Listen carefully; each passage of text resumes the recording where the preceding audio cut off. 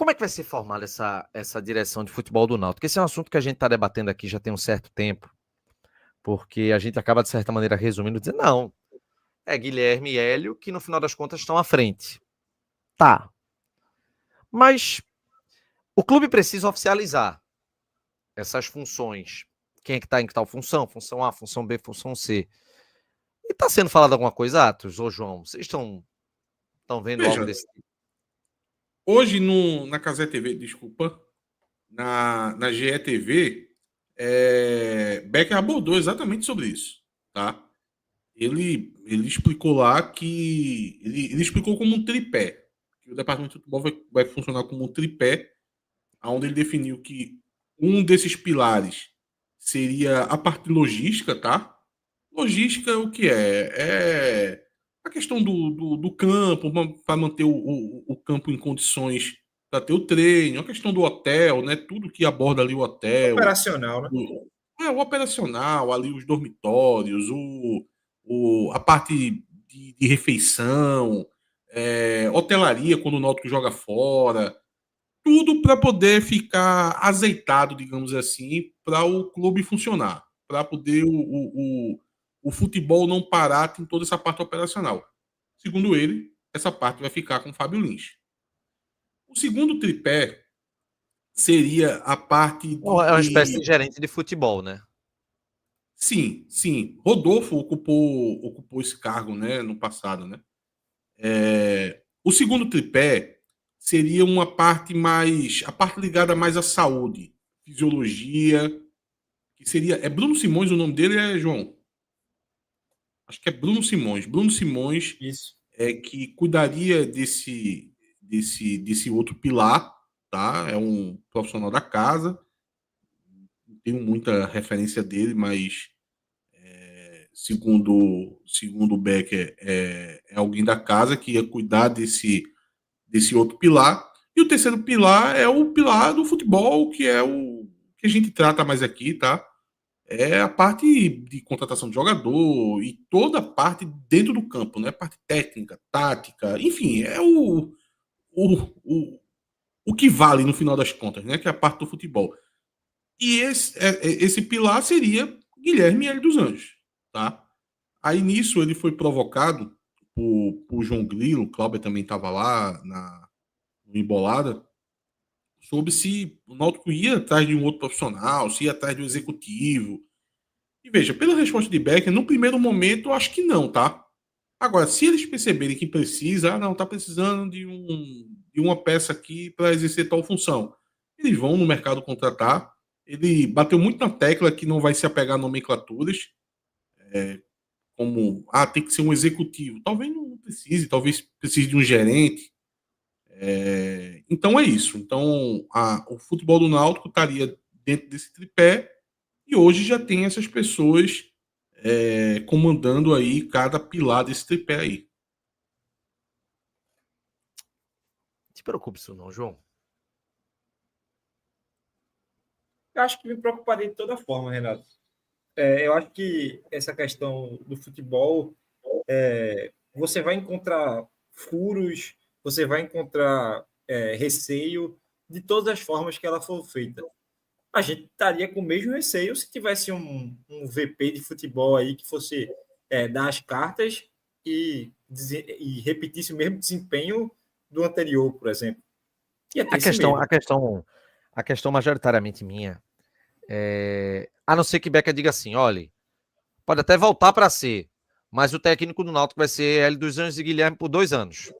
Quer dizer, tá, concordando ou não, discordando, enfim, é a linha de trabalho que ele vai adotar com pessoas que vão ficar ali trabalhando nisso. Mas eu estou pensando aqui nesse ponto, de se Hélio sai amanhã, e no outro ponto também, gente, que é o seguinte, a gente está vendo o Náutico fazendo muitas sondagens em jogadores do Cuiabá, sondagens em atletas da Ponte Preta, e tá parando por aí. Tá faltando alguém, pelo menos ao meu ver, para bater na porta de outros clubes. Bater na porta, abrir negociação, criar relações, Porque a gente está diante de um momento onde o orçamento... Tu acha que é possível, Renato? Assim, deixa eu te fazer uma provocação. Tu acha que é possível? Porque eu estou entendendo o que tu está falando, eu vou até concordar, mas eu faço essa provocação. Tu acha que é possível ter... Existe no mercado, ao alcance do Náutico, um profissional, que o que você está desenhando é mais ou menos executivo, que Sim, tenha hoje, como o futebol acontece em 2025, dele bater numa porta de um São Paulo, bater na porta do Atlético Paranaense, e que ele de fato seja ouvido, que de fato entreguem a ele peças ou abram as portas de uma forma que ele consiga trazer peças que vão de fato ajudar o Náutico, porque e aí eu já vou responder a minha própria provocação antes de entregar para tu, Renato. Porque eu acho que hoje, no futebol de hoje, isso não existe mais, Renato. Eu acho que isso acontecia no começo dos anos 2000. A gente via muito isso, e quem ganhava esse espaço, quem conseguia abrir essas portas, eram muitos diretores abnegados da época, sabe? Como um Paulo Pontes, que conseguia ter um relacionamento muito bom no Atlético Paranaense, como também conseguia ter no São Paulo, sabe?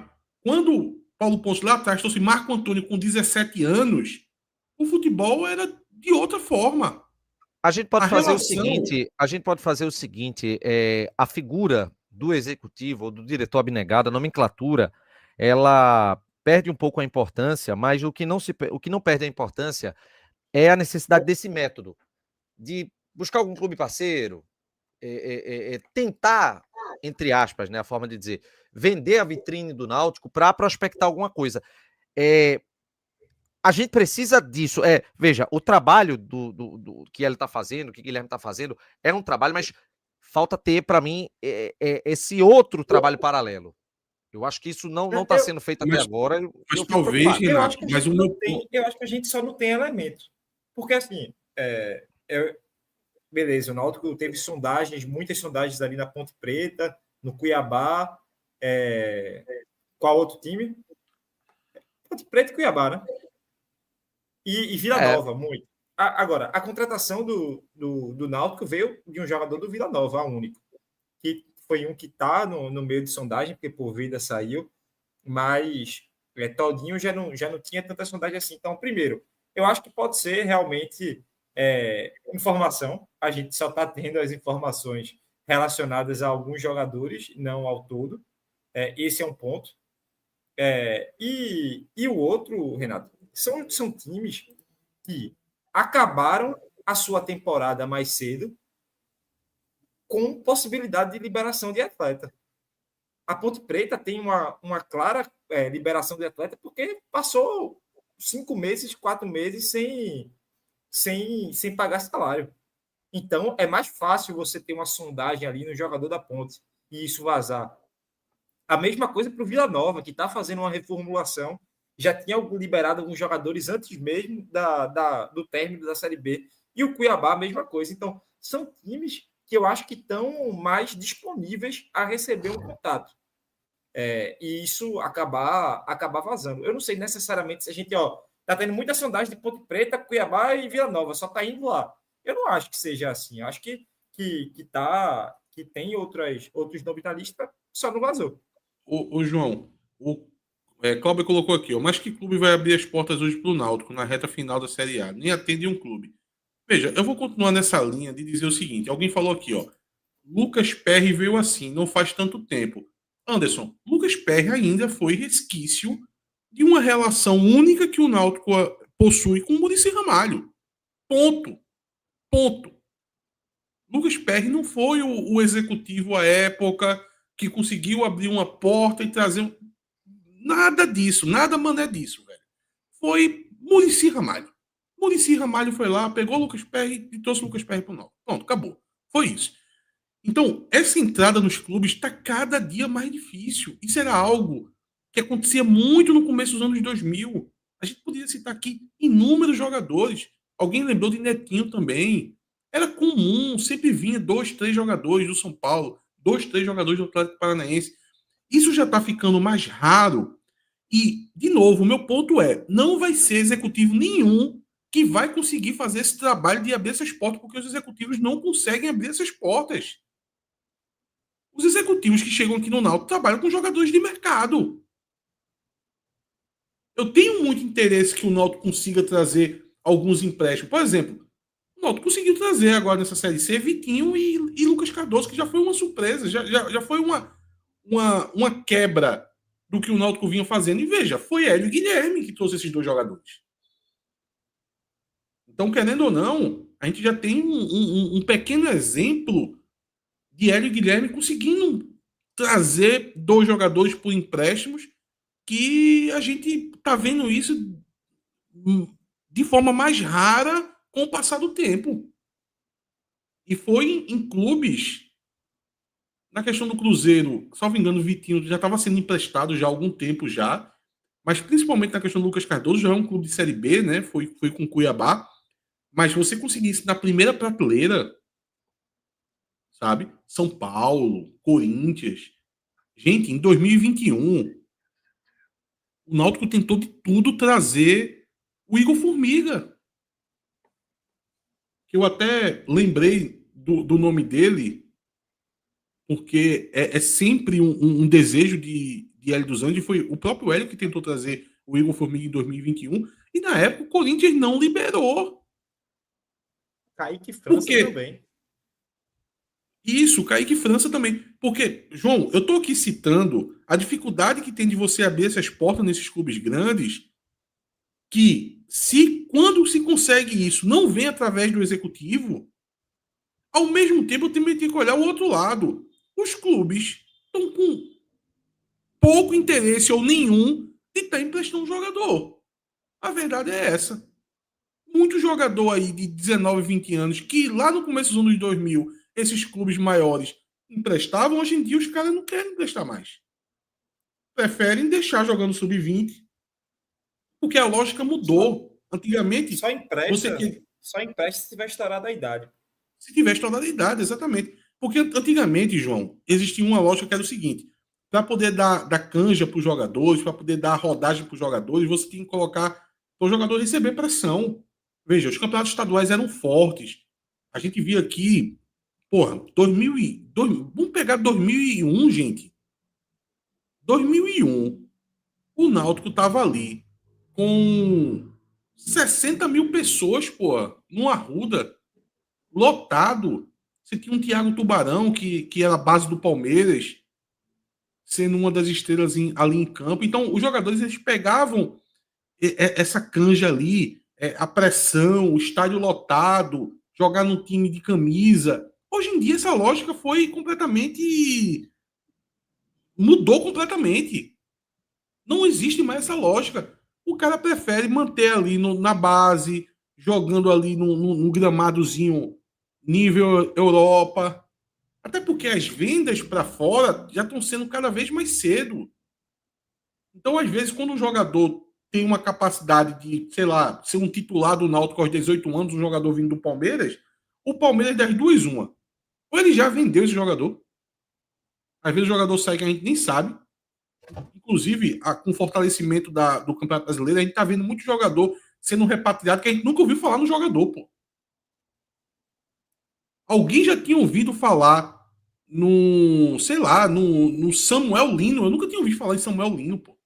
Assim, ouvi falar quando estava na Europa, mas antes, atuando aqui no Brasil, e tantos outros que tá vindo aí, que a gente, pô, de onde vê esse cara? Um dia desse, o Botafogo em 2023 chegou com aquele Eduardo, que fez um belo campeonato brasileiro. Ninguém nem lembrava daquele cara. Quem é aquele cara? De onde aquele cara saiu? O cara já tinha 30 e poucos anos e estava voltando pro Brasil. Então, os jogadores, eles saem do Brasil muito, muito jovens.